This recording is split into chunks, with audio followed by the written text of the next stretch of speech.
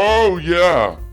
Hey, guys. Hey, guys, I hope you're ready for some violent crime. Violent crime. So, guys, on this channel, we have a few of our favorite perverts and weirdos that we like to make fun of. We like to look at them and we go like this. Oh. And then we go like this. Violent crime. That's right. Today we'll be looking at one of the strangest young men that I've ever encountered, either in real life nor in media. So let's take a look at what this putrid little turd, Chuck, what's his name? Chuck Kirk, is up to. This is the Charlie Kirk Show. Yeah. Buckle up. Here I'm shipping up to Boston. Yeah. Elections have changed. Okay.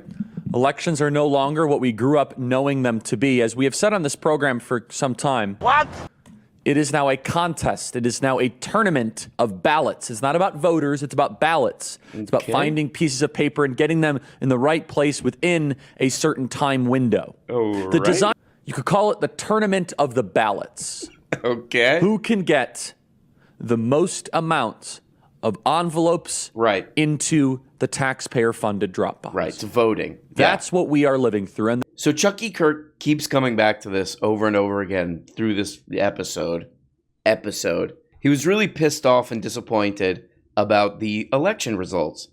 And the conclusion that he's come to about what went wrong is that there's this terrible thing of people voting. He's like, apparently we live in some kind of a situation where the more ballots, it means that guy won. What is that? That's disgusting. What is that? Oh, I guess we just live in a world where more people bring ballots to the thing and they win. That's sick. he says, I do all this because I win. The Democrats don't believe in quote-unquote democracy. They don't even know what that means. Whoa. What? They don't believe in the will of the people. They don't believe in the consent of the governed. They don't believe in what the average everyday citizen wants. Now they have taken the Saul Alinsky, Barack Hussein Obama Community Chicago organizing model and they've nationalized it. And they've opened up the window using sophisticated voter technology. They've opened up the toilet. Okay. Using online ability to raise money. And they mash it all together, and basically they say, who cares if we run someone who can't talk, who won't debate, who's deeply unpopular? We just got to get pieces of paper inside of a box. Yeah, voting. What do we have? I want to tell you guys about ReliefFactor.com. 100% drug-free we're going to Relief Factor now. Relief Factor. It'll stop you from doing this. It'll make you do this. And a little bit of this. Oh! He never really elaborates on this more than what he's saying. It's just Barack Hussein Obama, you know, they want to get as many ballots in there as possible for them. Yeah, that's called voting. That's called election. Like, we shouldn't do that anymore. I think he's literally asking, why do we do that? Why can't we just put in the ones that I get paid to talk about should win? And then a guy who can't talk, he's not, I guess he's talking about Fetterman. He's like, a guy who can't talk, he's not popular, except that he won the most votes? That's not fair. How is that fair? So that's sort of an interesting take. When your team loses the election, his takeaway is we shouldn't do elections. When you have an entire system that is changing in front of your eyes and the Republican Party becomes the muscular class. Whoa! Whoa! The muscular class. The muscular class. The muscular class. And what do? Beat a kid in Walmart. Whoa! That can't be true. Okay. Elections are no longer elections. Whoa! What are they? Elections are now a tournament of ballot collections. Okay, so they're elections. I don't like it. You shouldn't like it. But I'm not going to roll over and lose. Okay. But I'm not going to roll over and lose power and lose the country because the other side is better at collecting pieces of paper and throwing them into a ballot, into a box. Voting, right. I'm not going to put up with that, and you shouldn't either. That's the new tournament. That's the new contest. Okay. That is the... We're not going to put up with this anymore. People winning elections by getting more votes. That's They're just putting more votes into these boxes. By the way, what is this face? What is this face you're making, Chuck? What is that? You look like, hey, my name's Chuck. What is that? What are you doing, man? The game is a tournament. It is a contest. Right. Of chase the ballot and put it in the box. They call this game democracy, and it is the downfall of American elections. But if we keep on complaining about it, instead of fixing it, and instead of winning, then we're never going to be in political power again. Chris Buzzkirk from American Greatness joins us next. Stealing elections. All right, whoa. Chuck doesn't want elections anymore. Just put the people in charge that he wants.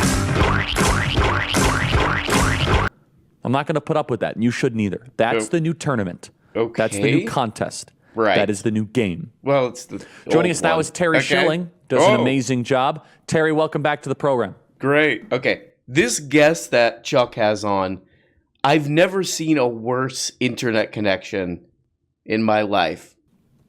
Here we go. Hey, thanks so much for having me, Charlie. Okay. So, Terry, there's a lot of news to go through here. And, you know, Terry, you run the wonderful American. Then they just cut away from him. Okay. Well, I guess we'll just look at Charlie the whole time. Principles Project. You do a great job. Talk about some of the work you did this last cycle first. Well, we were up and running in several of these battleground Senate states, Arizona, Nevada, Wisconsin, Michigan, even. And we were running campaign ads, educating. Just keep it on Charlie. The American people about. Okay, now they cut back to it. Let's try again. Let's give them another try. And that's what we do at American Principles Project is we fill that political gap for the family. And hey, your Sega CD is not working properly, man. Hey, your GameCube that you're casting from has a bad connection, man. Can you fix that, bro? Sniffing. You're terrible. There's only one thing we have to say about that connection. You're terrible. That's on YouTube. Okay, then we skip ahead a couple minutes. Chuck Kirk, this guy's connection finally starts working, and Chuck Kirk gets into some other crap. Here we go. Yeah! Wanna be a debater, yeah! Okay. Welcome back, everybody. Email us freedom@charliekirk.com and subscribe to the Charlie Kirk Show podcast. Okay, I will, yeah. Let's go to Cut 58. Tucker talks about, I don't even know how to pronounce this company's name. Balenciaga, I guess that's right. I don't know. Yeah, Balenciaga. I've never heard of him before. Yeah. Play Cut 58. It's all right. Consider the muscular latest ad for the clothing brand Balenciaga. This was just uploaded on Instagram. Yeah. As you can see, the photo shoot they're using to sell their products features a young girl holding a teddy bear in a bondage outfit. Whoa. Then, in case you missed the point, the photo shoot also contains this image. It shows several documents. Most of them aren't visible, but what you can see when you zoom in, and of course the point is that you see it, is a reference to a U.S. Supreme Court case called Ashcroft versus Free Speech Coalition. That case struck down a law against kiddie porn. What is this? Well, it is what it appears to be.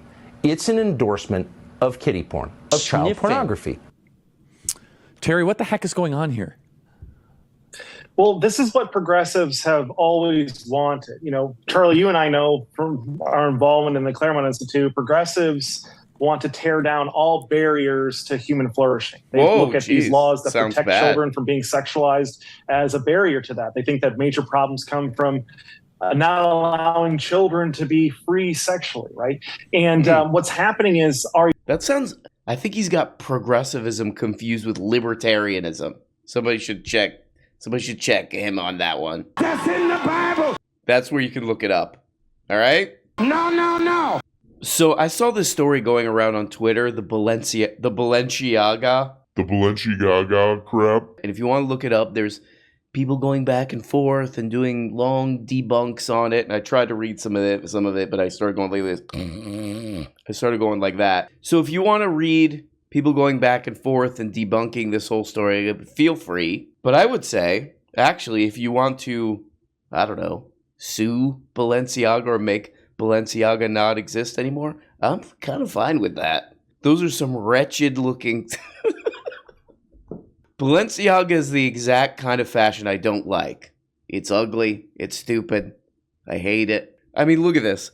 $750 for an Adidas t-shirt oversized. Okay, I don't know if they're doing pedo pervert crimes, but they're definitely doing fashion / pricing crimes. And it's all part of a sexual liberation theology, and it's radical, and we need to wake up to it because not enough people know what's going on. Yeah, and I mean, I hate to politicize this. Actually, I don't hate to politicize it, but it's just true. I mean, the American Democrat Party is on board with all of this. Yes. Why didn't we talk more about this in the midterms? I mean, this is now a key plank of the Democrat Party, which is the sexualization of children. Right. Yeah, that's crazy. Why didn't they take a break? Why didn't the Republicans take a break from all the amazing policies they talk about? You know, healthcare, housing, free college. Why didn't they take one break from that? Why didn't they take a break from all that amazing crap that they definitely stand for and talk about made-up social issues? Oh, that's crazy. They did this, but they didn't do this. Also, I cannot get past this. What did they do to Charlie Kirk's hair? For God's sake, what did they do to goddamn Charlie Kirk's cabeza?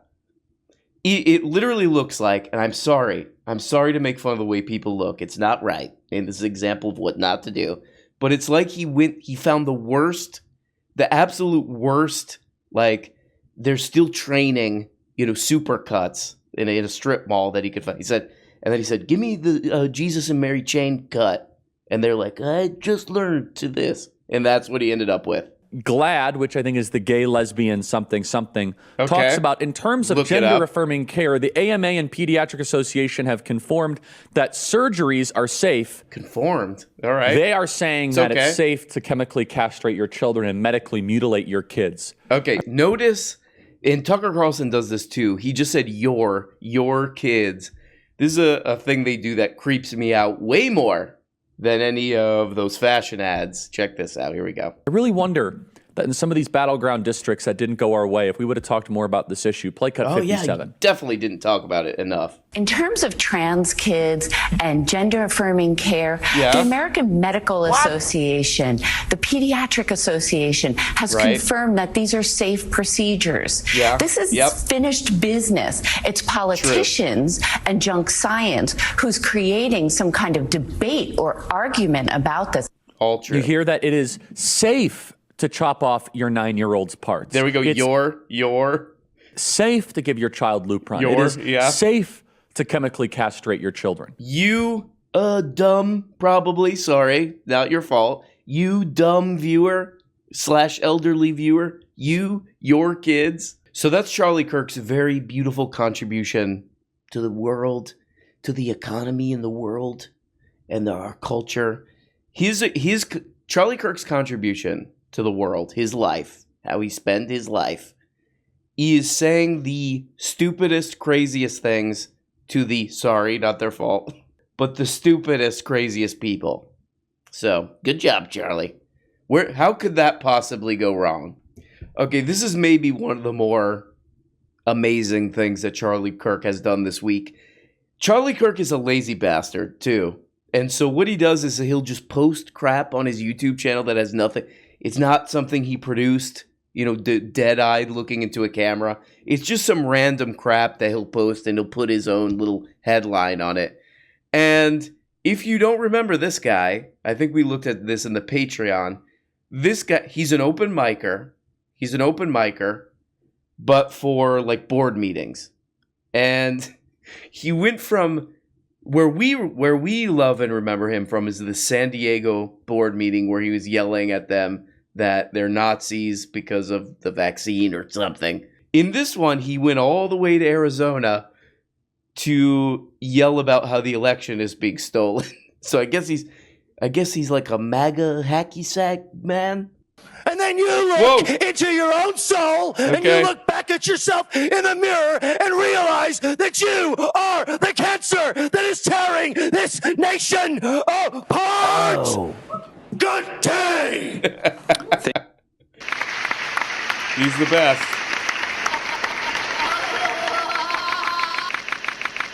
So this guy went viral on that San Diego video, and clearly he was like, ooh, this seems like somebody might have a career on their hands. But Charlie Kirk did an amazing thing, and he put in the headline of this video Angry Arizonan obliterates the Maricopa County Board of Supervisors. Look at this guy, owns them. Normal guy who nobody would make fun of. Good day! It destroys them. If you haven't watched this video yet, it's great. This guy is like, this is his thing. This is this guy's thing. This is this guy's purpose.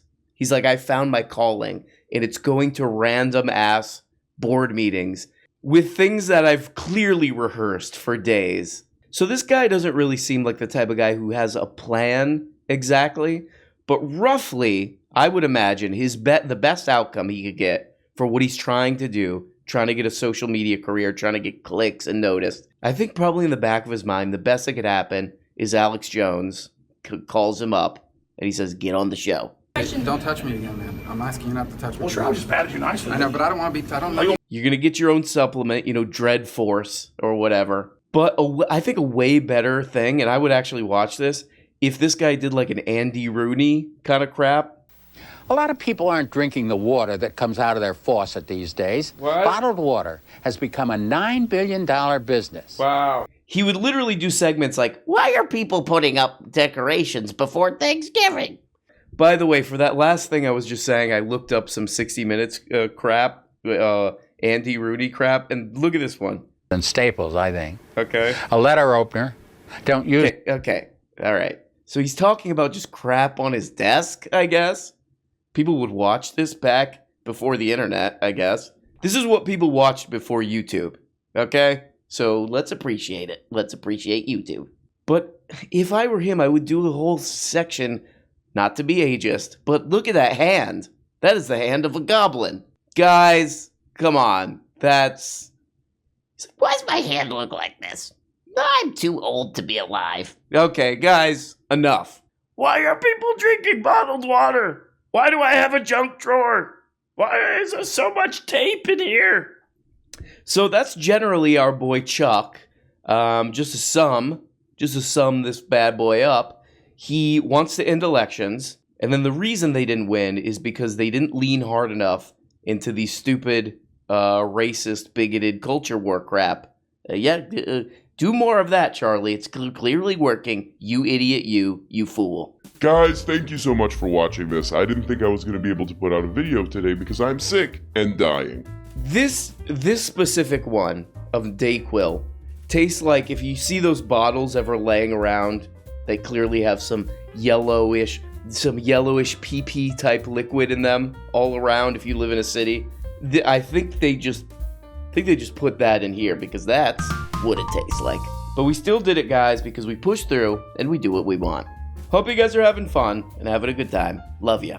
Bye-bye. Oh, hey, guys. Guess what? You're not even getting the whole show. If you want every episode and a whole bunch of other subscribe on Patreon. Subscribe on Patreon for as little as 2 bones. Just click the stupid little link below the video in the comments. See, right there. There you go. Click it and that, yep.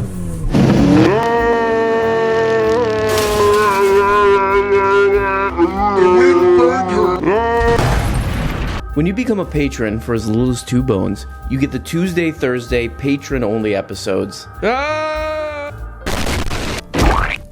You also get the weekly Book-a-Blega show where we talk about important books. The questions and comments thing where you can ask questions and make comments and all this crap. And the weekly behind-the-scenes show. All for less than the price of a rancid Charleston chew. And for only 25 putrid little dollars, you could become a producer. That's right, support the show and get your name up here. Look at these people. Look at these people. It make the show possible, okay? God. I mean, without these beautiful people, this show goes straight into the dumpster. A rotten, just wet, disgusting dumpster, behind a restaurant. So there's old milk in there. That's where this show ends up without these people. Is that what you want? Okay, I guess it's what you want. I'll just leave. Nope, it's done. It's too late. Okay? Here we go.